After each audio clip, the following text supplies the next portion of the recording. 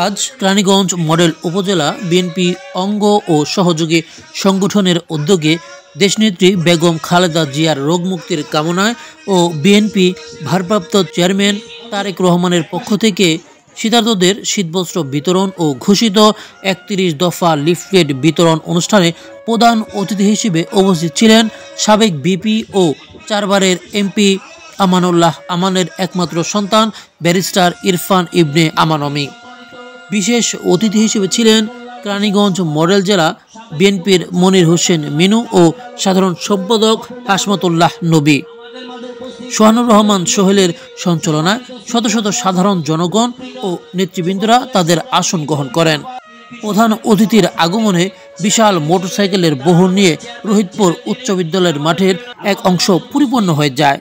এরপর কোরআন তেলাওয়াতের পরপরই স্থানীয় নেতৃবৃন্দ শুভেচ্ছা জানিয়ে তাদের বক্তব্য তুলে ধরেন।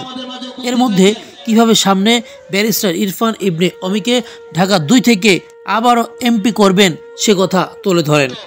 এর মধ্যে প্রধান অতিথি ব্যারিস্টার ইরফান ইবনে আমান অমি তার বক্তব্যে বলেন, বাংলাদেশের ইতিহাসে সবসময় বাংলাদেশের মানুষের পাশে দাঁড়িয়েছে জিয়া পরিবার। স্বাধীনতার ঘোষণা দিয়েছেন জিয়াউর রহমান। তিনি আরও বলেন, আমাদের ভারপ্রাপ্ত চেয়ারম্যান তারেক রহমানের নেতৃত্বে আমরা আমাদের 16 বছরে সকল কার্যক্রম চালিয়ে গিয়েছি। বাক স্বাধীনতা ফিরিয়ে আনতে আপনারা সংগ্রাম করেছেন।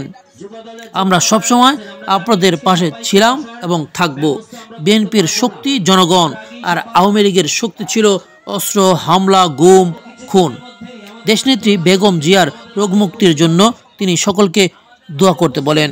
তিনি বর্তমান প্রজন্মকে রোহিতপুর ইউনিয়নের আমানুল্লাহ আমানের মাধ্যমে যে উন্নয়নমূলক কার্যক্রম হয়েছিল তা তুলে ধরেন বিসিক শিল্পনগরী, লাকিরচর গুচ্ছগ্রাম, রোহিতপুর উচ্চ বিদ্যালয়, রোহিতপুর উচ্চ বিদ্যালয়ের মাঠ, রাস্তাঘাট ও সোনাকান্দার উন্নয়নের কথাও তিনি তুলে ধরেন।